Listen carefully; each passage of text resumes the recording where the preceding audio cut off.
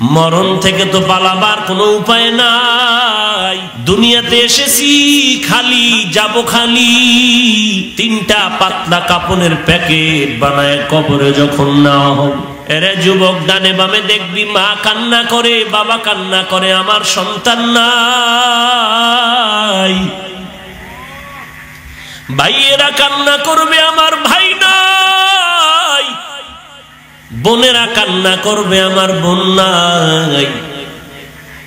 বাবা কান্না করে করে যাবে ইমাম সাহেব, সন্তানের জানাজা না পড়ায় কোথাও যাবেন না। কেউ যাবে বাঁশ বাগানে বাঁশ কাটার জন্য, কেউ যাবে তোমার আমার জন্য কবর খনন করতে, আবার কেউ বাড়ির পাশে গরম পানি করবে চিরবিদায়ের গোসল দিতে। মসজিদের খাটিয়াটা ঘরে কিনারায় যখন হাজির হয়ে যাবে, যখন তোমাকে আমাকে চিরবিদায়ের গোসলটা দিয়া সাদা কাপড়ের প্যাকেটের মধ্যে ঢুকায় দিন, ইমাম সাহেব জানাজা পড়াইয়া খাটটা যখন কাঁধে নিয়ে বাগানে রওয়ানা, মা জানালা দিয়া কাঁদবেন আর বলবেন তোরা কই না, আমার বাবার একবার দেখায় দাও, আমার কলিজার টুকরা সন্তানের চেহারাটা একবার দেখায় দাও। কারণ আমি এই সন্তানটারে নিয়ে কষ্ট কম করি নাই, এই সন্তানের পেটে ধারণ করেছি, কত রাত ঘুমাইতে পারি নাই। এই সন্তান দুনিয়াতে আসার সময় আমি বেহুশ, আমি আমার স্বামীর থেকে চিরবিদায় নিয়েছিলাম, মনে হয় আমি বাঁচব না। সেই কষ্টের সন্তান আমার দুনিয়াতে আসার পর আমারে ঘুমাইতে দেয় না, শীতের রাতে প্রস্রাব করে দিয়েছে। আমি মা এই সন্তান নিয়ে কত কষ্ট করেছি, না খেয়ে সন্তানের খাওয়াইলাম, এত কষ্ট করে বড় বানাইলাম। এত কষ্টের পর এই সন্তান যখন জিহ্বা নাড়ায় মোহাব্বত করে আম্মা কয়েকটা ডাক দিত, কলিজা আমার ঠান্ডা হয়ে যেত। এখন আমার এই সন্তান নাই, কি আমাকে মা বলে ডাকবে? তোরা আমার থেকে ওরে জুদা করিস না। মহিলারা মায়ের হাত দুইটা দুই দিক থেকে টেনে ধরে রাখবে আর দরজা আটকায় দিবে, যতই কান্না করো আর ছেড়ে দেওয়া হবে না। তোমার আপন বিছানার থেকে সবাই আলোক করিয়া কবরে যখন নিয়ে যাবে,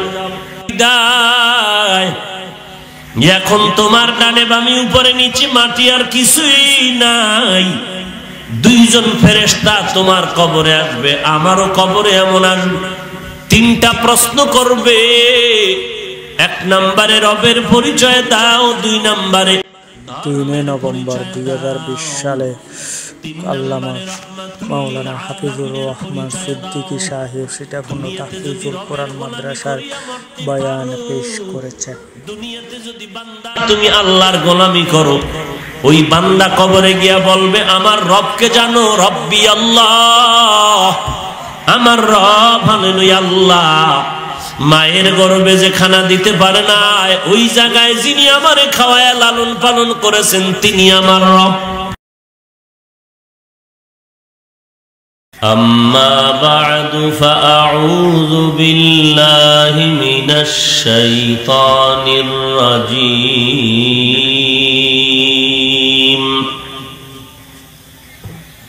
বিসমিল্লাহির রহমানির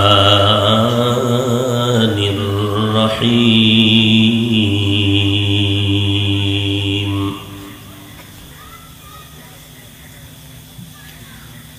মা আতাকুমুর রাসূলু ফাখুযুহু ওয়া মা নাহাকুম আনহু ফান্তাহু। وقال النبي صلى الله عليه وآله وسلم تركت فيكم أمرين لن تضلوا ما تمسكتم بهما كتاب الله وسنة رسوله أو كما قال النبي عليه الصلاة والسلام صدق الله مولانا العظيم وصدق رسوله النبي الأمي الكريم ونحن على ذلك من الشاهدين والشاكرين والذاكرين والحمد لله رب العالمين.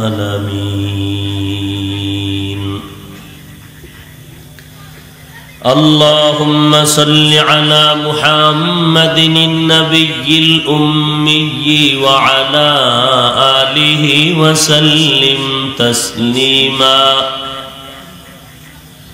سبحانك لا علم لنا إلا ما علمتنا إنك أنت العليم الحكيم. رب اشرح لي صدري ويسر لي أمري واحلل عقدة من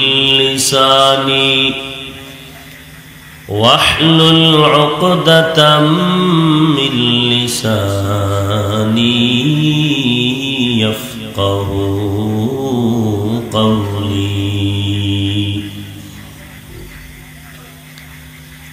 تکبیر میں کلمہ میں نمازوں میں اذا میں تکبیر میں کلمہ میں نمازوں میں اذا میں ہے نام الہی سے ملا نام محمد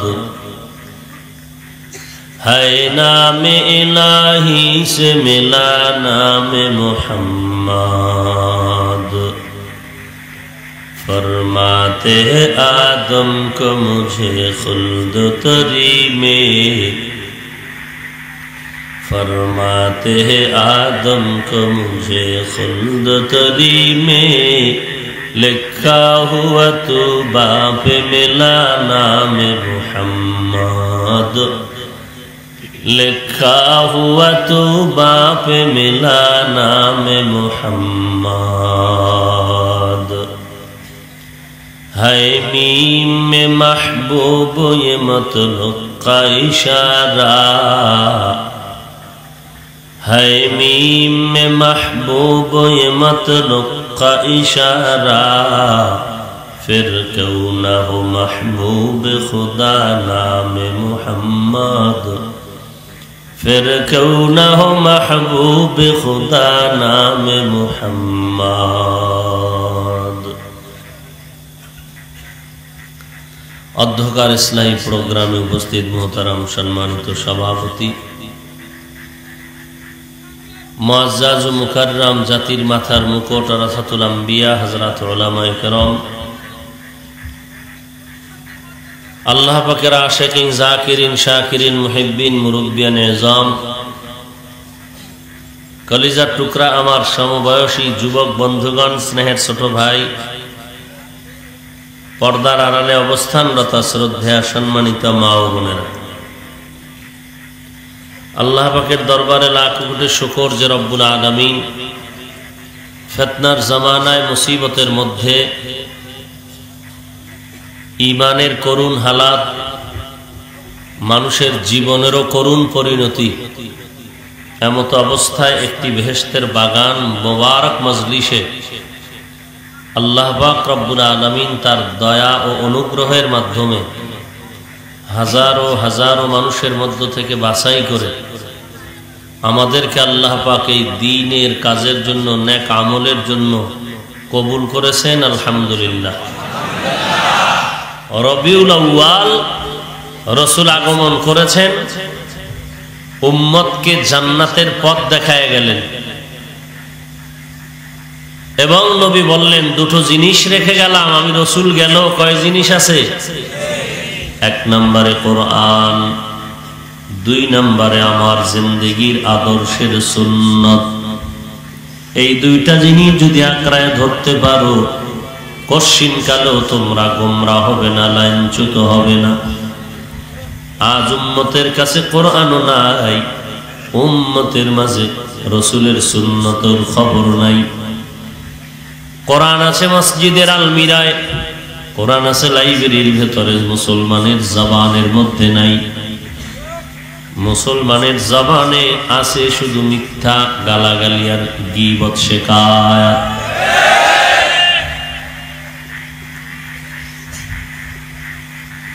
অথচ নবীর আদর্শ কত সুন্দর। নবীর আদর্শের মধ্যে মিথ্যার কোনো সুযোগ নাই। নবীজির আদর্শের মধ্যে কাউকে আঘাত করার কোনো সুযোগ নাই। নবীজির আদর্শের মধ্যে কারো হক নষ্ট করার কোনো সুযোগ নাই। নবীজির আদর্শ এত সুন্দর, সারা দুনিয়ার মানুষের কাছে চ্যালেঞ্জ দেওয়ার মতো আদর্শ। কেমন আদর্শ আমার নবীর!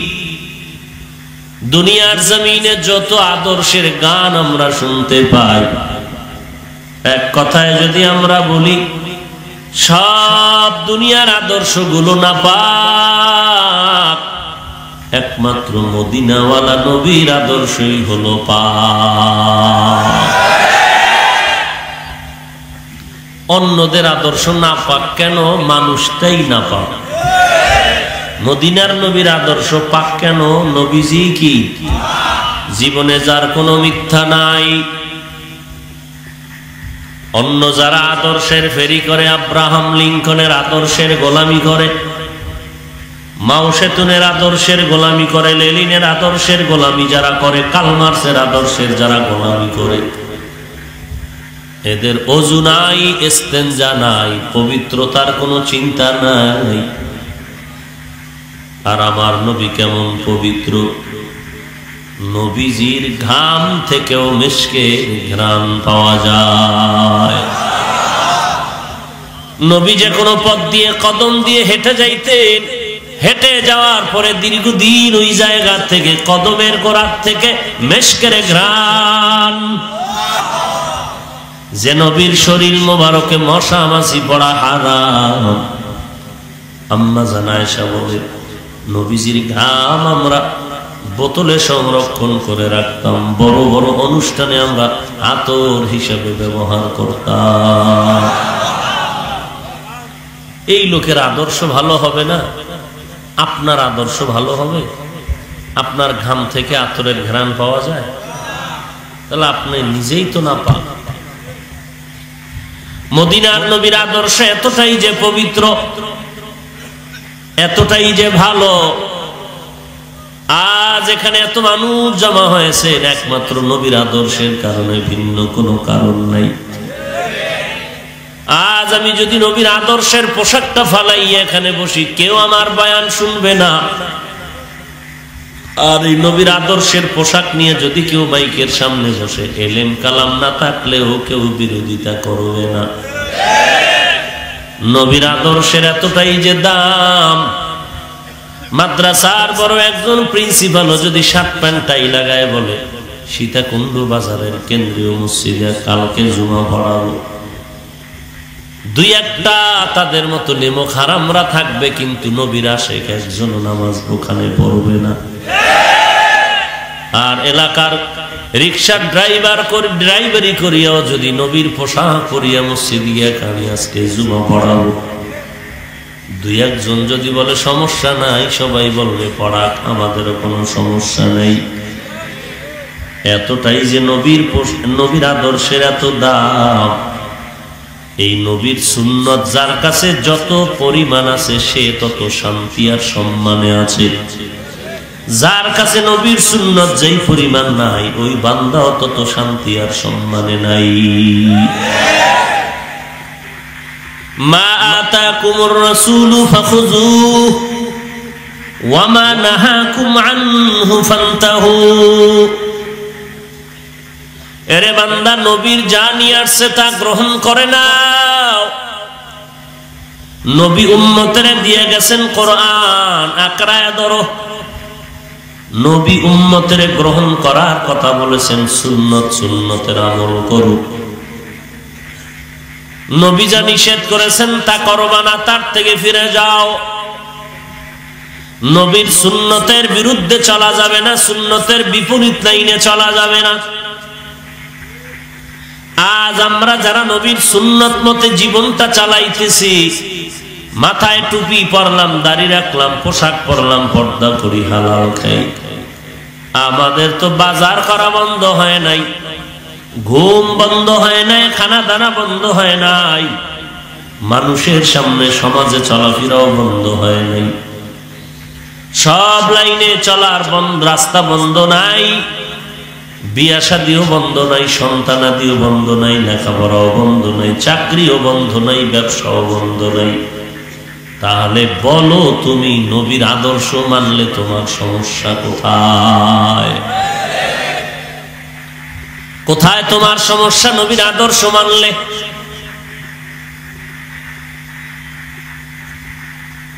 বরং তোমার সমস্যা নবীর আদর্শ না মানলে। নবীর আদর্শ বাদ দিয়া যারা চলে, দুনিয়ার কেউ তাদের ভালো জানে না। যারা আজকে পাগলের পাগলামিতে পড়িয়া মদিনার লাইন ছাড়া চুলটা কেটে ইন্দুর আর বান্দর হয়েছে, এদেরকে না মা ভালো জানে, বাবায় ভালো জানে, ভাইয়েরা ভালো জানে, বোনেরা ভালো জানে। সেদিন গতকাল সম্ভবত এক বাবায় কয়, হুজুর ছেলেটারে দোয়া করেন আর ওয়াদা করান চুল এইরকম রাখবেন। আমি বললাম, ওর বিবেক আছে, বিবেকেরও বিচার হবে আল্লাহর আদালতে। নিজের ভালো মন্দ বুঝিয়া কেন চালাকি করলি, মাস্তানি করলি? মরার পরে টের পাবি তোর মাস্তানির মজা কেমন। নমরুদ, হামান, কারুন, সাদ্দাত, ফেরাউন, এদের থেকে বড় মাস্তান কেউ হতে পারো নাই। এরা কত বড় চালাক, কত বড় বাহাদুর, কত বড় টাকাওয়ালা, ক্ষমতাওয়ালা। এরা সারা দুনিয়ার রাশিয়া, আমেরিকা, যত ক্ষমতাধর শক্তি আছে সব যদি এক পালায় দেওয়া হয়, ফেরাউনের ক্ষমতার সমান হবে না। 40 বছরে যেই ফেরাউনের অসুস্থতা হয় নাই, এত ক্ষমতার দাপট। একটু নজর করে দেখো, সেই ফেরাউনের লাশ আজকে মাটির নিচে নাকি মাটির উপরে? উপরে কোথায়? মিশরের মধ্যে আজও ফেরাউনের লাশ পড়ে আছে, মশা মাছি ঘৃণা করে কাছে যায় না, পচেও না, ওর গন্ধ যেন কারো নাকে না যায়। সারা দুনিয়া খুঁজো, মুসলমান নয়, একটা বেঈমানের ঘরে সারা দুনিয়া তালাশ করে পাইবানি কারো নাম মিস্টার ফিরআউন, নমরুদ, সাদ্দাত, কারুন, হামান, আবু জাহাল। বলেন 1 লাখ টাকা দিব, মাসে নাম রাখবি মিস্টার ফেরাউন, রাখবে না? বেঈমানেরা রাখবে? বেঈমানেরা যদিও রাখবে না, তবে সন্দেহ লাগে বেহায়া মুসলমান হয়তো রাখতে পারে, কারণ মাসে পাবে 1 লাখ। মাসে কয় লাখ? 1 লাখ টাকার লোভে মুসলমান নামদারি মুনাফিকরা রাখতে পারে। সন্দেহ কেন? সন্দেহ, যেই মুসলমান আল্লাহকে ডাক দিয়ে আবার দুর্গা পূজায় গিয়ে সন্তোষ খায়, এটা কি না পারে? এই বেহায়া বেলা যাবে শর্মা কি না পারে? গিয়া কয় ধর্ম যার যার, তার মানে বিয়ে যার যার, বউ সবার। লজ্জা আছে? লজ্জা থাকলে কি আর দাঁত ব্যাটকাইয়া হাসতেন? মাথা নত করে কান্না করতেন যে আমি এত বড় বেহায়া কেন? এজন্যই তো পয়গম্বর ১৫০০ বছর আগে বলেছেন, ক্বালান নবিয়্যু সাল্লাল্লাহু আলাইহি ওয়া আলিহি ওয়াসাল্লাম, লা ঈমানা লিমান লা হায়া আলা, যার লজ্জা নাই তার ঈমান নাই। আল হায়াউ শুবাতুম মিনাল ঈমান, লজ্জা ঈমানের অংশ। পয়গম্বরের কথাটা মিথ্যা মনে করার কোনো সুযোগ নাই। লজ্জা শরম না থাকার কারণে তাকায় দেখছো মা তার আপন মেয়েটাকে দিয়া ওপেনে জিনার ব্যবসা করায়।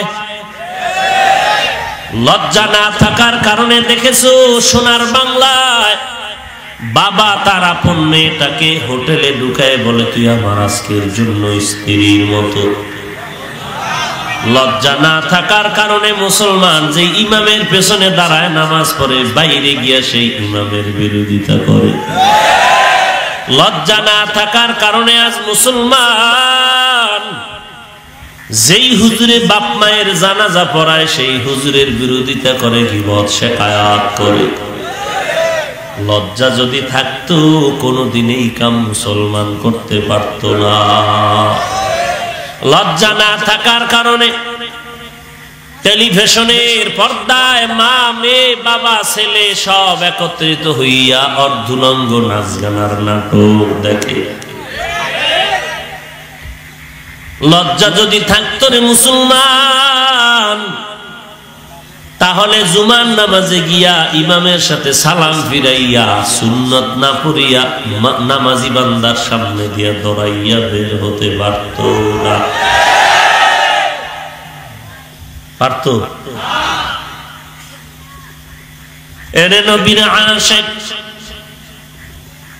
তুই ফেরাউনের নাম দুনিয়াতে কেউ রাখতে চায় না। আজ একটা মানুষ জমিনে নাই যেই মানুষটা ফেরাউনের নাম স্মরণ করে।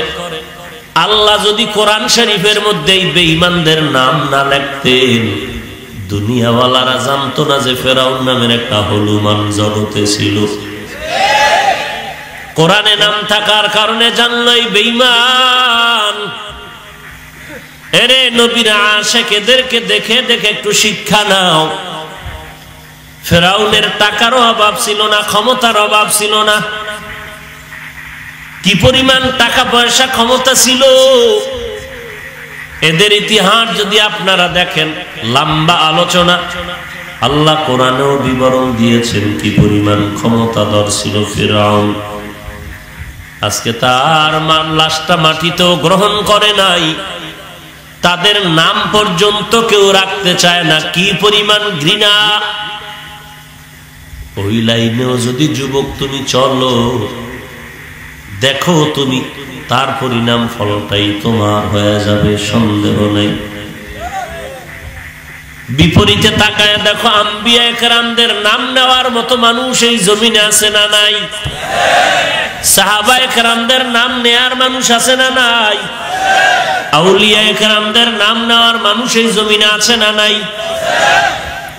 মাদ্রাসার নাম, আম্বিয়া কেরামের নামে নাম, মসজিদের নাম, নবীদের নামে নাম, সন্তানের নাম সাহাবীর নামে নাম,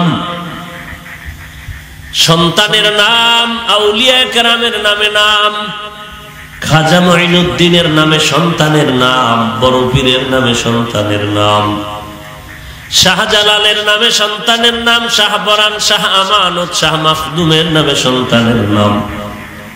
মানুষ স্মরণ করে। ওয়াজকুরুনি রহমাতুল্লাহ আলাইহির নামে দোয়ার মাহফিল, বড় পীরের নামে দোয়ার মাহফিল, হাটহাজারীর হুজুরের নামে দোয়ার মাহফিল, বড় বড় আল্লাহওয়ালাদের নামে দোয়ার মাহফিল। এরে বান্দা, এত স্মরণ কেন মানুষ করে? ভারতের মধ্যে যদি এখনো যাও, প্রত্যেকটা হিন্দুর কলিজার মধ্যে মঈনুদ্দিনের মোহাব্বত আছে, নাম আছে। কেন? বাবা মঈনুদ্দিন কোটি টাকার মালিক ছিল, দিল্লির বড় রাজা ছিল। না না, তারা টাকাওয়ালা ছিল না, কোমরে গামছা বাঁধিয়া কালেমার খেদমত করেছে, 3 বেলাও খানা পান নাই, রাতের বেলা ঘুমাতে পারেন নাই, ভাঙা চূড়া ঘরের মধ্যে কোণে বসে আল্লাহর কাছে কান্নাকাটি করেছে। বড় কোনো বিল্ডিংও তাদের ছিল না, এত কষ্ট করে করে জিন্দেগি চালিয়েছে। আর সারা দুনিয়াতে তাদের এত সুনাম কেন? টাকার আর ক্ষমতার কারণে নয়, একমাত্র নবীর আদর্শের কারণেই। হামসিরাতে মুস্তফা তমামি হালে ও কুন ইত্তেবায়ে সুন্নতে খায়রুল বাশার গিরে লাজিম তাবয়াবি আইফসা। যুবক, আজকে বাড়িতে গিয়া বালিশে মাথা লাগাইয়া বাতি নিবায় যখন ঘুম যাও, আমি তোমার পায়ে হাত রেখে বিনয়ের সাথে বলতে চাই, 1 মিনিট একটু চিন্তা করবা একা একা। তুমি কি ফেরাউন, নমরুদ, হামান, সাদ্দাত, কারুনের লাইনে আছো, নাকি তুমি আম্বিয়া কেরাম, সাহাবায়ে কেরাম, আউলিয়ায়ে কেরাম গণের লাইনে আছো? যদি তোমার দিলের ফতোয়া আসে, হ্যাঁ তুমি ফেরাউন, নমরুদ, হামানের লাইনে চলো, তাহলে তোমার পরিণাম ফল তাদের মতো হবে, এটাই তোমার ফাইনাল রেজাল্ট। আর যদি তুমি দেখো না তুমি খাজা মঈনুদ্দিনের লাইনে আছো, আল্লাহওয়ালাদের লাইনে চলো, ইনশাআল্লাহ আশা করা যায় তুমি না থাকলেও জমিনের মানুষ তোমার মহব্বত করে দোয়া করবে। এলাকার মুরব্বীরা বলবে, একটা ছেলে ছিল রে, স্কুল কলেজের বহু ছাত্র দেখছি, তবে ওর মতো ভদ্র কাউরে দেখি নাই। দেখলেই সালাম দিত, দেখলেই জুতাটারে আগায় দিত, মুখে মুখে কথা বলতো না, মাথা নিচে রাইখা কথা বলতো, আমগো সামনে বেদবি করে নাই, বাজে পোলাপানের সাথে আড্ডা দেয় নাই, এটাই বড় দোয়া। আবার মুরব্বীরা কয় অমুকে নাকি, বলে বাদ দে, বড় বেয়াদব, মুরব্বীরে সম্মান দিয়া কথা বলে না, এটাই বড় দোয়া। দোয়াও বুঝে না বাঙালি, বড় দোয়াও বুঝে না, মনে করে আমি যেরকম চলি এটাই আসল। কার বড় দোয়ায় কি হবে, কার বড় দোয়ায় কি হবে এটাও তুই জানো না, কে বড় দোয়া দিবে আর লাগবে তাও জানো না, দেখবি এক সময় জিন্দেগি শেষ। এক সময় দেখবি জিন্দেগি শেষ। বলে কেমন? বলে ভর্তি হইতেছো কিন্তু ভর্তি টিকে না, টিকছে লেখাপড়া হয় না, লেখাপড়া হচ্ছে কিন্তু পরীক্ষার ফলাফল তোর কপালে ভালো না, ফলাফল মোটামুটি আসছে কিন্তু চাকরি হয় না, টাকা দিতেছো চাকরি হলেও কিন্তু বেতন আসে না, বেতন আসলে কি হবে? তুই খাইতে পারবি না, অকাল মরণ অকাল, তোর টাকা খাইবে অন্যরা, ঘরের মধ্যে শান্তি নাই। তুই যে আলেমরে গালি দিছো, তুই যে কোরআনওয়ালারে জ্বালাইছো, তোর কপালে এমন একটা বউ ঘরে আসবে, সে তোর মরণ পর্যন্ত জ্বালাইবে। তখন তুই দোষ দিবি কোন হুজুরে? আল্লাহ কয় তুই মারছো দিকে, আমি মারবো অন্যদিকে। ওয়া মাকারু ওয়া মাকারাল্লাহ ওয়াল্লাহু খায়রুল মাকিরিন।